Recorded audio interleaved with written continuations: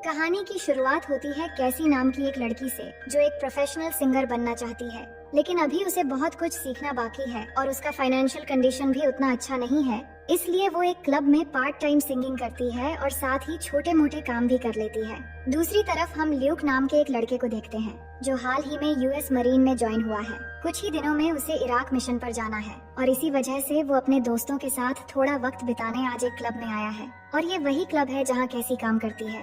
अब वैसे तो कैसी को आर्मी बॉयज बिल्कुल पसंद नहीं आते, लेकिन इसी ग्रुप में उसे फ्रैंकी नजर आता है, जिसे देखते ही वो जाकर उससे मिलती है और बहुत खुश होती है क्योंकि फ्रैंकी इसी टाउन का रहने वाला है और दोनों बचपन के दोस्त हैं। वहाँ ल्यूक पहली बार कैसी को देखता है और पहली नजर में ही इम्प्रेस हो जाता है। वो चाहता है कि फ्रैंकी उससे सेटिंग करवा दे, लेकिन फ्रैंकी साफ कह देता है कि वो मेरी बहन जैसी है और वैसे भी उसे आर्मी बॉयज बिल्कुल भी पसंद नहीं है। लेकिन ल्यूक तो किसी तरह उससे बात करने की बहाना ढूंढने लगता है और जैसे ही उसे मौका मिलता है वो कैसी से बात करने चला जाता है, पर कैसी ज्यादा भाव नहीं देती और ज्यादा ध्यान दिए बिना बस हल्की फुल्की बातें करती है और फिर वहाँ से चली जाती है। क्लब से निकलकर जैसे ही वो अपनी गाड़ी में बैठती है तो हमें पता चलता है कि कैसी को डायबिटीज है। वो खुद को इंसुलिन इंजेक्शन लगाती है, लेकिन ये उसकी आखिरी डोज होती है। इसी वजह से अगले सीन में हम उसे मेडिकल स्टोर में इंसुलिन खरीदते हुए देखते हैं, लेकिन दिक्कत ये होती है कि उसके पास इंजेक्शन खरीदने के पूरे पैसे नहीं होते। तभी अचानक उसकी माँ वहाँ आती है और थोड़े पैसे देकर मदद करती है, पर इतने पैसे भी पूरे नहीं पड़ते और वो इंसुलिन खरीद नहीं पाती, तो मजबूरी में वो खाली हाथ घर लौट आती है। इसके बाद ल्यूक को देखते हैं जो रनिंग कर रहा होता है, लेकिन तभी कार लेकर जॉनो नाम का एक लड़का उसके पीछे पड़ जाता है। ल्यूक भागने की कोशिश करता है पर उससे बच नहीं पाता। जॉनो गुस्से में कहता है कि मेरे $10,000 कब वापस करेगा। असल में ल्यूक ने उससे उधार लिया था, लेकिन इस वक्त उसके पास पैसे नहीं होते, इसलिए वो अगले हफ्ते देने का वादा करके वहाँ से निकल जाता है। इसके बाद हमें कैसी को दिखाया जाता है जो एक छोटे से रेंटल अपार्टमेंट में रहती है। उसकी मॉम मिलने आई होती है जो लैंडलॉर्ड का वार्निंग लेटर देख लेती है, जिसमें लिखा था कि अगर किराया नहीं भरा तो घर खाली करना पड़ेगा। मॉम ये देखकर परेशान होती है कि मेरे साथ वापस घर चलो, लेकिन कैसी मना कर देती है क्योंकि उसकी मॉम खुद एक सिंगल मदर है जो मुश्किल से अपने छोटे से कमरे में रहती है और मामूली सी नौकरी से खर्चा चलाती है। यही वजह थी कि कैसी वहाँ से अलग हो गई थी। वो अपनी माँ से जज्बाती होकर कहने लगती है कि जब से उसे डायबिटीज हुई है उसकी आधी सैलरी मेडिसिन खरीदने में चली जाती है। इसी वजह से वो क्लब में काम करती है और फ्री में लैंडलॉर्ड की बेटी को पियानो सिखाने के साथ साथ फूड डिलीवरी भी करती है। ये सुनकर उसकी माँ रोने लगती है कि ये सब एक माँ की जिम्मेदारी थी, लेकिन गरीबी की वजह से वो कुछ कर नहीं पा रही है। कैसी अपनी माँ को गले लगाकर हिम्मत देती है कि लाइफ में ऐसी प्रॉब्लम्स हमेशा नहीं रहती। इसके बाद हम क्लब का सीन देखते हैं जहाँ कैसी स्टेज पर गाना गा रही होती है। उसकी आवाज बहुत ही खूबसूरत होती है और सब लोग उसके गाने पर एंजॉय कर रहे होते हैं, लेकिन इंसुलिन न लेने की वजह से थोड़ी ही देर में अचानक उसे चक्कर आने लगते हैं। वो गाना बीच में ही छोड़कर बाहर जाने लगती है, लेकिन उससे पहले ही कमजोर होकर गिर जाती है। वहाँ मौजूद लोग उसे संभालकर वॉशरूम तक छोड़ देते हैं, जहाँ उसके पास थोड़ा सा इंसुलिन था, जिसे इंजेक्ट करके खुद को नॉर्मल करने की कोशिश करती है। इसी बीच उसकी नजर एक यूएस मरीन के बैच पर पड़ती है, जिसे देखकर उसे एक आइडिया आता है। फिर अगली सुबह वो सीधा फ्रैंकी के घर पहुंच जाती है, लेकिन वहाँ फ्रैंकी के साथ ल्यूक भी रहता है, तो कैसी थोड़ी देर उसे बाहर रुकने के लिए कहती है। इसके बाद वो फ्रैंकी को बताने लगती है कि पहले तो मैं अपना खर्चा चला लेती थी, लेकिन जब से मुझे डायबिटीज हुई तब से मुझे रेंट भरने के साथ साथ इंसुलिन अफोर्ड करने में बहुत मुश्किल हो रही है। मैंने सुना है कि यूएस मरीन्स की वाइफ को गवर्नमेंट की तरफ से फुल हेल्थ इंश्योरेंस मिलता है और शादीशुदा कपल को एक्स्ट्रा पेमेंट भी मिलता है, जो 2 लोगों का खर्चा निकालने के लिए काफी होता है। इसीलिए मेरे पास एक आइडिया है कि अगर हम दोनों शादी कर लें तो ये सारी फैसिलिटीज हमें मिल जाएंगी। बाद में चाहे तो दोनों अलग भी हो सकते हैं, पर शादी से मिलने वाला इंश्योरेंस और कपल पेमेंट हम आपस में बांट लेंगे। लेकिन उनकी बातें ल्यूक बाहर से सुनकर तुरंत अंदर आता है और उन्हें समझाने लगता है कि गवर्नमेंट के साथ स्कैम करना ठीक नहीं है। अगर पकड़े गए तो लड़की को जेल होगी और सिपाही का तो सीधा कोर्ट मार्शल होगा। ये सुनकर कैसी भड़क जाती है कि तुम्हें एडवाइस देने के लिए किसने कहा। मेरी माँ 10 सालों से यहाँ इमिग्रेंट बनकर रह रही है और टैक्स भी भर रही है, लेकिन फिर भी तुम्हारी गवर्नमेंट हमें उन जैसे फैसिलिटीज नहीं देती जो यहाँ के सिटीजन्स हैं। अगर गवर्नमेंट हमारा फायदा उठा रही है तो हम भी चांस नहीं छोड़ेंगे। ये सुनकर ल्यूक चुप हो जाता है और फ्रैंकी भी मना कर देता है, क्योंकि वो राइली नाम की लड़की से प्यार करता है और वो कभी नहीं मानेगी। फ्रैंकी कहता है, अगर मेरे पास पैसे होते तो मैं तुम्हारी जरूर मदद करता। ये सुनकर कैसी थोड़ा निराश हो जाती है और कहती है शायद जल्द ही मैं मरने वाली हूँ, और फिर सॉरी कहकर वहाँ से चली जाती है। उसके जाते ही ल्यूक फ्रैंकी से पूछता है कि इसके पेरेंट्स क्यों सपोर्ट नहीं कर रहे हैं, तो फ्रैंकी बताता है उसके पिता उसके जन्म होते ही छोड़कर चले गए थे और उसकी माँ खुद बहुत खराब हालत में है। इसके बाद अगली सुबह का सीन देखते हैं, जहाँ ल्यूक जॉगिंग करते हुए चुपके से अपने भाई और उसकी फैमिली से मिलने जाता है, क्योंकि उसकी कुछ हरकतों की वजह से उसके डैड उसे बिल्कुल पसंद नहीं करते और वो घर से बाहर ही रहता है। अब ल्यूक यहाँ अपने भाई जैकब से मदद मांगने आया था, लेकिन भाई के पास भी उतने पैसे नहीं होते और वो जॉनो को भी जानता है। इसीलिए वो साफ कह देता है कि तेरे उद्धार के चक्कर में जॉनो हमारी फैमिली पर खतरा बन सकता है, इसलिए प्लीज पैसों के लिए मत आया कर, मैं इतने पैसे नहीं दे सकता। ल्यूक निराश होकर वापस चला जाता है और मजबूरी में इस महीने की सैलरी में से सिर्फ $200 किसी तरह बचाकर जॉनो के पास पहुंचता है। लेकिन जॉनो गुस्से में उस पर बंदूक तान देता है, तो ल्यूक मजबूरी में अपनी जान बचाने के लिए कैसी के फेक मैरिज का आइडिया उसे बताता है और वादा करता है कि उससे मिलने वाले पैसों से वो कर्जा चुका देगा। इसके बाद ल्यूक खुद ही कैसी को मिलने बुलाता है और बताता है कि तुम्हारा फाइनेंशियल प्रॉब्लम सॉल्व हो जाएगा और मुझे भी कुछ पैसे मिल जाएंगे। दोनों एक दूसरे को पसंद तो नहीं करते थे क्योंकि उनकी सोच बिल्कुल अलग थी, फिर भी कैसी मान जाती है। इसके बाद अगले दिन ल्यूक कैसी को लेने जाता है तो देखता है कैसी एक शॉर्ट ड्रेस पहन के शादी के लिए जाने वाली है, लेकिन ल्यूक उसे फिर से घर में ले जाता है और कहता है कोई अच्छी ड्रेस पहन के चलो, नहीं तो सबको शक हो जाएगा कि हम नाटक कर रहे हैं। उसकी बातें सुनकर कैसी एक अच्छी ड्रेस पहन के तैयार होती है और फिर दोनों शादी करने के लिए कोर्ट में जाते हैं। वहाँ पहले से फ्रैंकी भी शादी अटेंड करने आया हुआ था। इसके बाद उन्हें अंदर बुलाया जाता है जहाँ उनकी शादी हो जाती है, लेकिन जब दोनों किस कर रहे होते हैं तो उन्हें बहुत अजीब लगता है क्योंकि वो एक दूसरे को उतने अच्छे से नहीं जानते थे। अब शादी इतनी जल्दी हो जाने से किसी को शक न हो जाए, इसलिए ल्यूक ने समझा दिया था कि जब तक मैं मिशन पर रहूंगा हमें प्यार का नाटक करना पड़ेगा, हम पर नजर रखी जाएगी, इसलिए दूर रहते हुए हमें रोमांटिक चैट्स और कॉल्स वगैरह करना पड़ेगा। फिर मैरिज पार्टी में दोनों सभी दोस्तों के सामने परफेक्ट कपल होने का दिखावा करते हैं। ल्यूक कहता है कुछ दिनों बाद जब मैं मिशन से वापस आ जाऊंगा तो हम डिवोर्स ले लेंगे, लेकिन उससे पहले हमें ये नाटक जारी रखनी पड़ेगी। अब मिशन से पहले गवर्नमेंट वहाँ एक रस्म को फॉलो करती है जिसमें सब मरीन्स और उनके परिवार को एक होटल में रखा जाता है और जो भी सिपाही नई शादी करे उसे अपनी वाइफ के साथ उस होटल में एक रात गुजारनी पड़ती है। अब थोड़ी देर के लिए ही सही माहौल थोड़ा रोमांटिक था, लेकिन ये दोनों तो दिखावा कर रहे थे और ऊपर से दोनों की सोच भी अलग थी। लेकिन कल सारे मरीन्स को इराक मिशन के लिए निकलना है, जिससे ल्यूक थोड़ा घबराया हुआ था। कैसी थोड़ी देर के लिए उससे हमदर्दी जताती है और उसे हौसला देती है कि तुम बहुत बहादुर हो। फिर धीरे धीरे वो मोमेंट बनता है जिसके लिए वो अब तक बिल्कुल भी तैयार नहीं थे। दोनों एक दूसरे को किस करने लगते हैं और इस आखिरी रात को यादगार बनाते हुए कुछ प्यार भरे वक्त बिताते हैं। फिर अगली सुबह मिशन पर निकलने का वक्त आता है, लेकिन उनके बीच अभी भी हस्बैंड वाइफ वाली कोई फीलिंग नजर नहीं आ रही थी। इसके बाद कैसी ल्यूक को छोड़ने के लिए आती है, जहां सबकी फैमिलीज उन्हें विदा करने बेस पर आती हैं।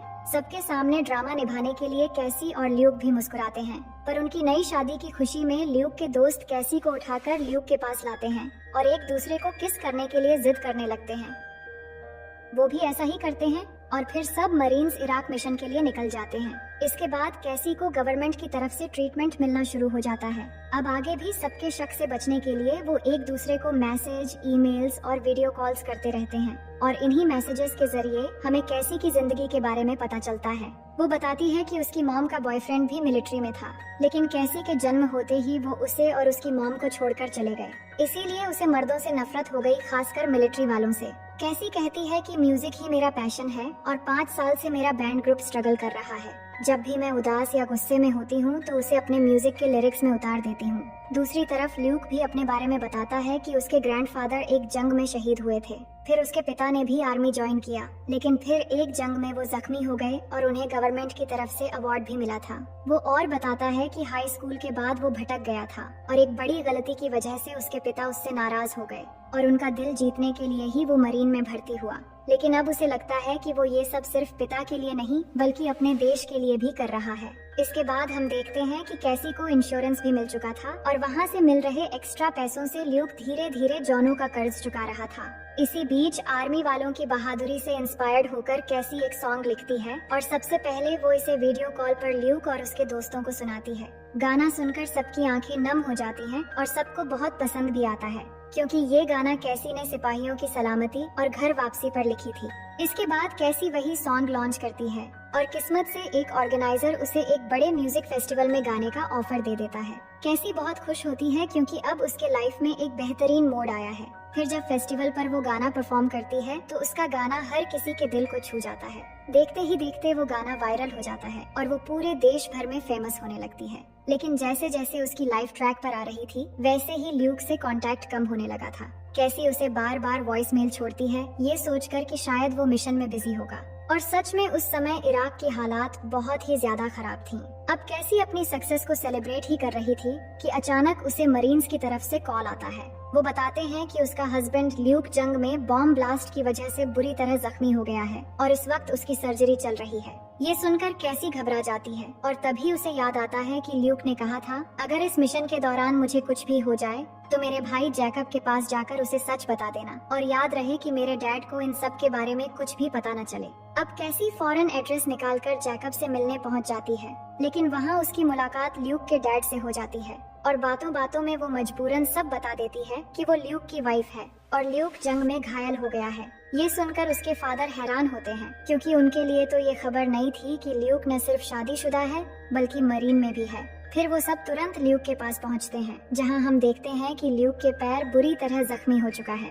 अब न वो चल सकता था और न ही मरीन ज्वाइन कर सकता था। ल्यूक अपनी फैमिली और खासकर अपने डैड को देखकर सरप्राइज हो जाता है, मगर उसके डैड उसे देखकर प्राउड करते हैं कि मेरे बेटे ने देश के लिए अपनी जान जोखिम में डाली है। अब क्योंकि उसके डैड को सब कुछ पता चल चुका है, इसलिए ल्यूक और कैसी वहाँ भी उनके सामने हस्बैंड वाइफ होने का नाटक करते हैं। लेकिन जब उसका डैड बाहर जाते हैं तो ल्यूक कैसी पर गुस्सा करने लगता है कि तुमने डैड को क्यों बताया, वो मरीन्स इंटेलिजेंस ऑफिसर रह चुके हैं, उन्हें हमारी शादी पर शक हो जाएगा। असल में प्लान ये था कि मिशन से लौटकर ल्यूक कैसी को डिवोर्स दे देगा, तब तक उनका 1 साल का इंश्योरेंस चलता रहेगा और पैसे भी जमा हो जाएंगे। लेकिन अब डिवोर्स हुआ तो सबसे पहले उसके डैड उसे नहीं छोड़ेंगे और सब ड्रामे का पर्दाफाश हो जाएगा। इसलिए ल्यूक कहता है, जब तक मैं ठीक नहीं हो जाता तुम्हें मेरे साथ रहना पड़ेगा, और साथ ही ये भी बताता है कि उसका दोस्त फ्रैंकी इस मिशन में शहीद हो गया। ये सुनकर कैसी बहुत दुखी होकर रोते हुए वहाँ से सीधा फ्रैंकी के फ्यूनरल पर पहुँचती है और बहुत रोती है। फिर कुछ दिन बाद जब ल्यूक हॉस्पिटल से डिस्चार्ज होता है तो उसके फादर और भाई उसे कैसी के घर छोड़ आते हैं,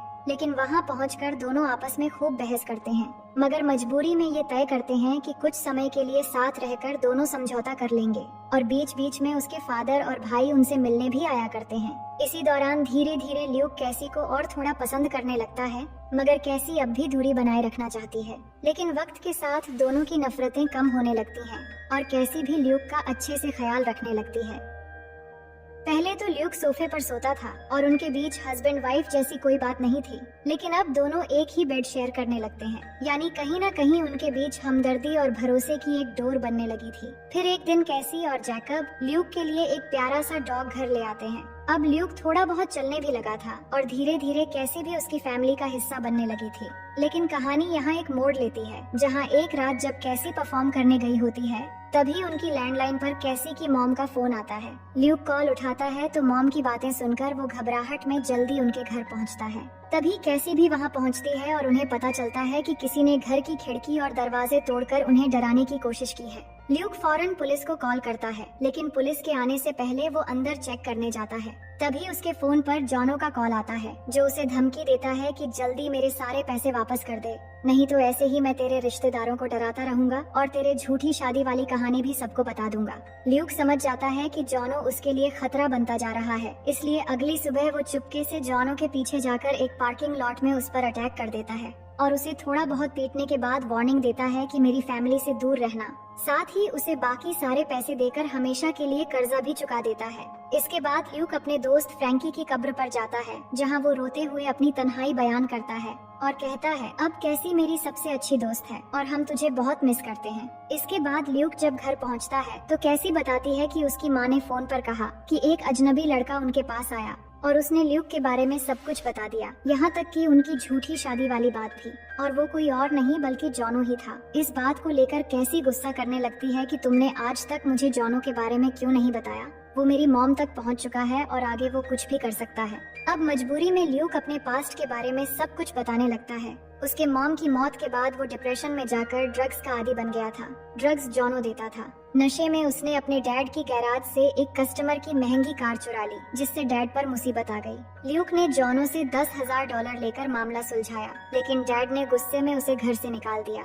ये सब सुनकर कैसी को और भी गुस्सा आता है। उसे लगता है कि जिस इंसान पर उसे भरोसा होने लगा था, वही भरोसा अब टूट चुका है। गुस्से में वो ल्यूक से कहती है कि तुम यहाँ से हमेशा के लिए चले जाओ और अपने भाई और डैड को बता देना कि हम जल्द ही डिवोर्स लेने वाले हैं। ल्यूक उसे मनाने की बहुत कोशिश करता है, क्योंकि वो कैसी से प्यार करने लगा था, लेकिन वो कुछ भी नहीं सुनती और उसे घर से निकल जाने के लिए कहकर एक शो में परफॉर्म करने के लिए चली जाती है। मगर जब कैसी उस शो में गा रही होती है तो उसके गाने की लिरिक्स से साफ झलकता है कि चाहे गुस्से में उसने ल्यूक को दूर कर दिया हो, लेकिन उसका दिल उसी के लिए धड़क रहा है और उसे अपने प्यार की कमी महसूस हो रही है। वहीं दूसरी तरफ ल्यूक की रिकवरी पूरी हो चुकी थी और वो ठीक होकर चल सकता था। तभी एक ऑफिसर उसके पास आता है और उसे कैंप पर चलने के लिए कहता है। इधर कैसी का शो हिट हो जाता है और उसे एक और बड़े शो का ऑफर मिलता है, लेकिन घर लौटते वक्त उसे ल्यूक के डैड का फोन आता है। वो कहते हैं कि ल्यूक पर नकली शादी का चार्ज लगा है, तो क्या सच में ये सब कुछ झूठ था? कैसी ये सुनकर बस इतना कह पाती है कि सब कुछ झूठ नहीं था। इसके बाद हम कोर्ट हियरिंग का सीन देखते हैं, जहां ल्यूक की सुनवाई मिलिट्री कोर्ट में होती है, क्योंकि वो एक मरीन है और कैसी सिविलियन होने के नाते उसका केस बाद में स्टेट कोर्ट में होगा। लेकिन चार्जेस की कंफर्मेशन से पहले ल्यूक अपनी स्टेटमेंट देने के लिए रिक्वेस्ट करता है और जज के सामने ये कन्फेशन कर लेता है कि शादी के लिए मैंने ही कैसी को फोर्स किया था। उसे ये कानून तोड़ने वाली बात का कुछ पता नहीं था, इसलिए सारी सजा का हकदार सिर्फ मैं हूँ। असल में वो कैसी के सामने साबित करना चाहता था कि हर लड़का धोखा देने वाला नहीं होता और सच्चा प्यार हमेशा वादों और भरोसे को निभाता है। उसकी कन्फेशन सुनकर जज उसे 6 महीने की सजा सुनाते हैं और कैसी को बाइज्जत बरी कर दिया जाता है। ल्यूक के फादर उसे देखकर प्राउड फील करते हैं और उन्हें एहसास होता है कि उनके बेटे ने गलती मानना सीख लिया और एक लड़की की इज्जत भी बचाई है। अब ल्यूक के पास सिर्फ एक दिन बचा था और अगले दिन उसे सजा भुगतने बेस जाना था और उसी दिन कैसी का सबसे बड़ा कॉन्सर्ट भी था। पर कॉन्सर्ट शुरू होने से पहले कैसी अपनी और ल्यूक की शादी की वीडियो देखते हुए बहुत दुखी होती है, क्योंकि उसकी इज्जत रखने के लिए ल्यूक ने सारी सजा अपने ऊपर ले लिया। वहीं दूसरी तरफ ल्यूक अपने डैड के साथ बेस के लिए निकल रहा होता है। तभी उसकी नजर पर्पल हार्ट मेडल पर पड़ती है, जो उसे जख्मी होने के बाद मिला था। उसके डैड ने वो मेडल अपने पर्पल हार्ट के साथ लगा रखा था, जो देखकर ल्यूक बहुत खुश होता है। दूसरी ओर कैसी का गाना शुरू होता है और गाने के लिरिक्स से साफ होता है कि अब वो भी ल्यूक से प्यार करने लगी है। उसे वो सारे खूबसूरत पल याद आने लगते हैं जो उसने ल्यूक के साथ बिताए थे और वो बहुत दुखी होकर गाना गाती है। फिर कॉन्सर्ट खत्म होते ही वो भागते हुए अपनी गाड़ी लेकर बेस की तरफ निकल पड़ती है। वहीं ल्यूक की फैमिली उसे बेस पर छोड़ने आई होती है और सब उसे गले मिल रहे होते हैं। तभी वहाँ कैसी पहुंचकर ल्यूक के पास आती है और उसकी आंखों में आंसू होते हैं। वो कहती है कि मैं तुम्हारा इंतजार करूंगी और हमारी शादी नकली नहीं हो सकती, क्योंकि मुझे तुमसे प्यार है और मैं सारी जिंदगी खुशी खुशी तुम्हारे साथ बिताना चाहती हूँ। ये सुनकर ल्यूक भी अपने दिल की बात कह देता है और दोनों प्यार से एक दूसरे को किस करने लगते हैं। सब उन्हें देखकर बहुत खुश होते हैं और उन्हें यकीन होता है कि चाहे शादी किसी भी मकसद से हुई हो, उनके प्यार का रिश्ता सच्चा है। अब कहानी 6 महीने बाद पहुंचती है, जहां ल्यूक सजा काटकर वापस घर आता है और फिर दोनों एक बीच पर जाते हैं। अब दोनों ही एक दूसरे को दिल से हस्बैंड वाइफ मान लेते हैं और खूब सारे प्यार भरे वक्त बिताते हैं और इसी के साथ ये कहानी यहीं पर खत्म हो जाती है। तो दोस्तों, मैं उम्मीद करती हूँ कि ये कहानी आपको बेहद पसंद आई होगी।